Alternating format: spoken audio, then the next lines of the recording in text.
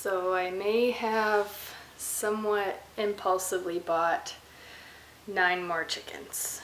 But we were also offered a free puppy, so I feel like, and we said no. So I feel like 9 chickens is not that bad.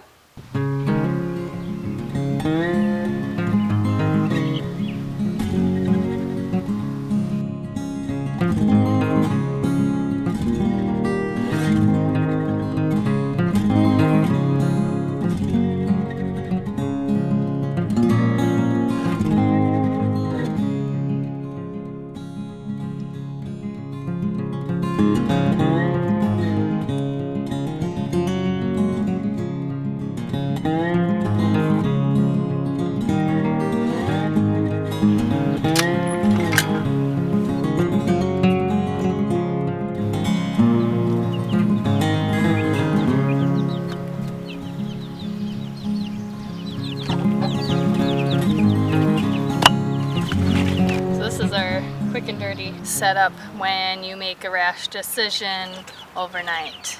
This is like one of those plastic patio boxes. I just took the lid off, emptied it out, put some wood shavings in here. We've got their food, some grit, which is like little stones that they eat. So if you didn't know, chickens swallow rocks to use as teeth in their gizzard. They don't have teeth to chew up their food. So they swallow little rocks that they keep in their organ called the gizzard, which is just this tough muscle, super calloused, and it just grinds up their food before it goes to the rest of their digestive tract. And then their water. So they're just staying here for a couple days while we build them a chicken tractor, which is a mobile coop. Oh, I should also warn you that these are a breed called Freedom Rangers that are meant to be grown as meat birds. So they're not laying hens, they're not for eggs, they're for meat. I got them from a girl who posted. The other chickens are, I don't know if they're mad or what. So I got them from a girl who posted that had to get rid of all her chickens. She posted it on a chicken group in Facebook. On Facebook, she had to move unexpectedly and had over 100 chicks ranging from 2 weeks old to 9 weeks old. So these guys are 3 weeks old, and there's 9 of them, because that's how many she had in this breed. And they will be ready to butcher in about 10 to 12 weeks, depending on how fast they grow or how big we want them. But they're super cute right now. This one's super calm. Are you chill?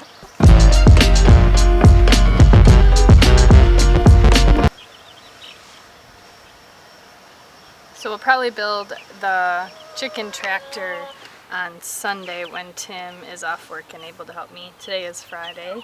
So they're just going to be in here 2 to 3 days.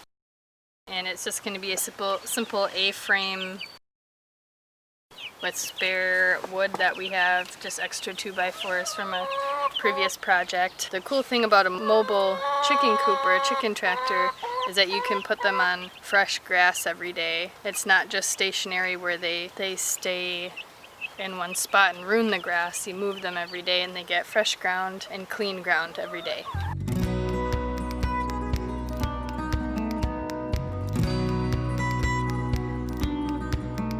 So the compost is done. It's actually not done.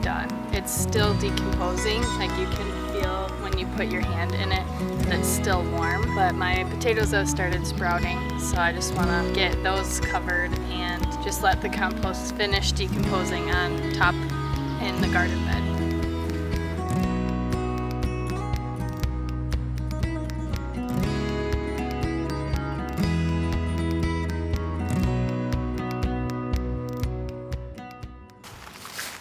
I'm gonna have to put these chickens away or they're gonna deconstruct my nice pile that I made.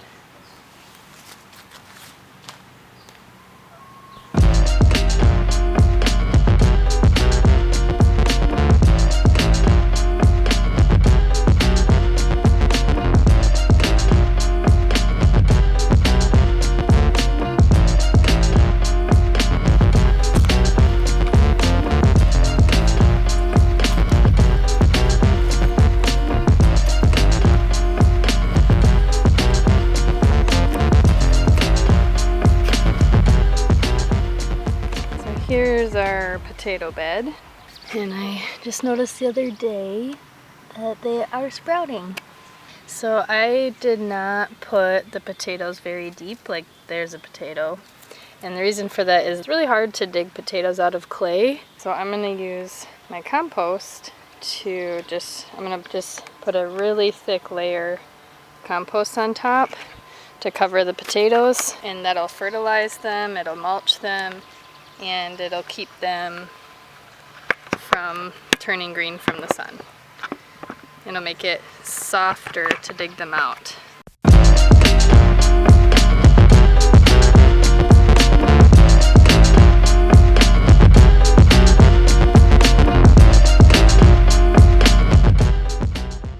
Compost mulch will also keep the soil more evenly moist too, because clay, it tends to get like a really dry crust on top or super mucky, like nothing in between.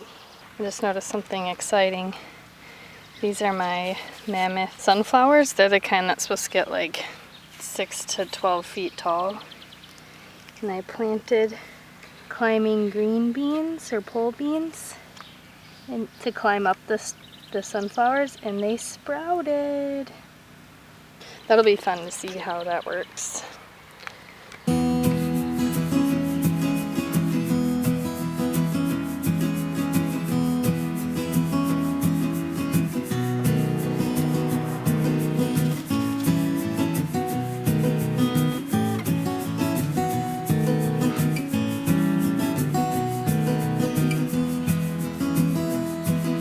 It's the next day and I really need to trellis these tomatoes. They're pretty tall. Some of them are already coming close to 3 feet tall.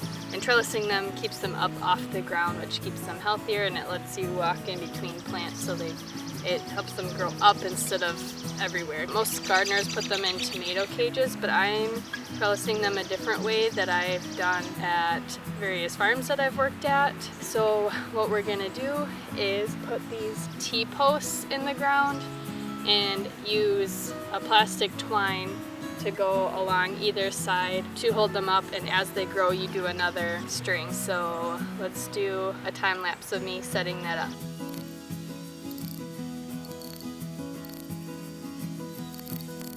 Now I'm going to, oh shoot, I forgot a belt. Be right back. So you'll see why I need a belt here in a second, but first I think I'm gonna prune these to get any leaves that are touching the ground or near the ground off, and that's just a way to prevent tomatoes from getting disease, because they catch disease from water droplets or the soil. So as they grow, pruning the leaves that are touching the soil off is a preventative measure for preventing blight and other tomato diseases.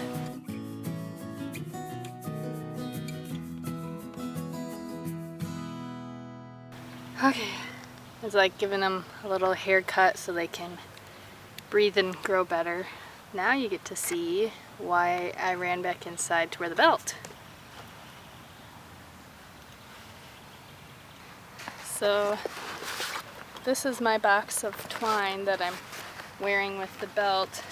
It may not seem like a big deal that they were thoughtful enough to make this able to go on your belt, but now once we start trellising these, we're gonna have to do it every week because they just grow so fast. Once they get going, they're going. What you see, I'm gonna have to do each week as they grow. So it's kind of a big deal that they make this so you don't have to hold on to it.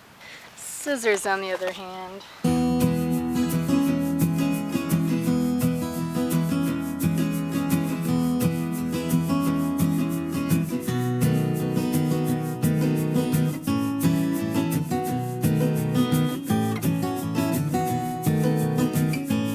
I'm also doing a similar thing with my peas.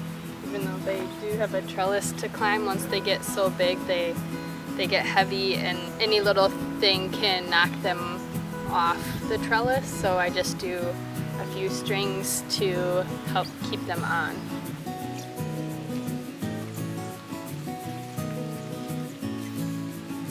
Regular twine would work for this, but only for a few weeks before the sun kind of wore it out and it would sag. This plastic twine may get a little looser over the season, but not noticeably. Not like regular twine. Regular twine like disintegrates almost.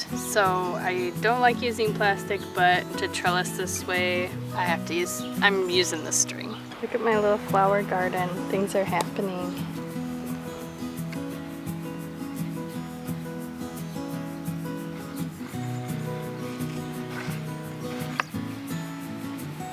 And the milkweed are making their little flowers already. Those are little flower buds. That's gonna smell amazing. So I'm in the part of my garden where we have all our greens growing, like salad mix, arugula, and mustard greens and spinach. And we've been eating salad every day for a couple of weeks now from the garden, which is really exciting. This doesn't even compare to the store-bought. And actually yesterday we gave our neighbors a huge bowl of salad mix, or mixed greens, because now everything is bolting, going to seed, and needs to be eaten now or never.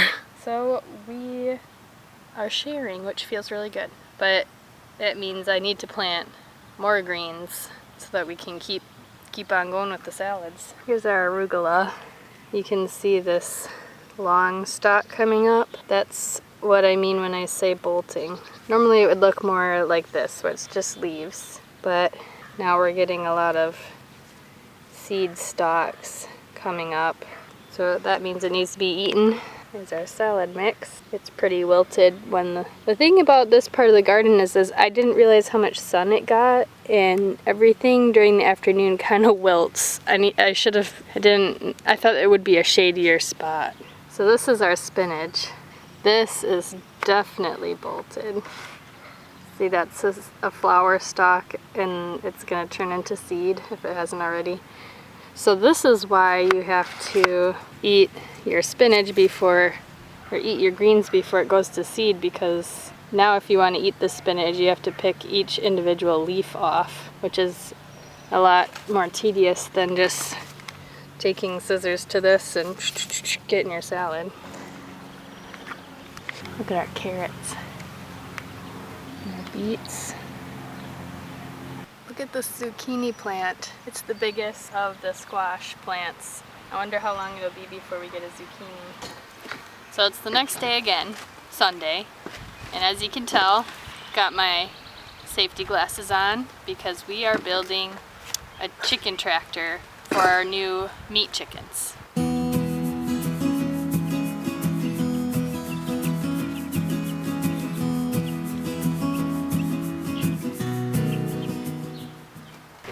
Make any more cuts for a while, do we?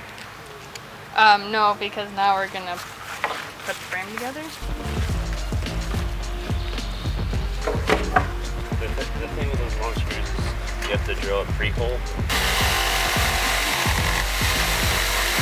What may help brace it, which wouldn't require any angles,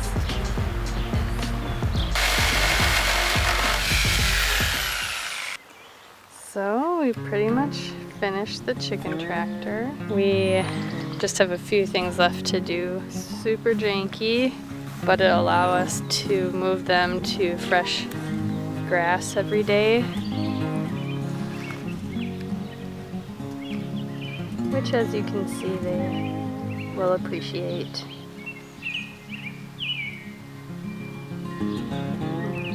It'll make for healthier chickens. They're going crazy for that grit after being put on grass. It'll help them digest the plant material.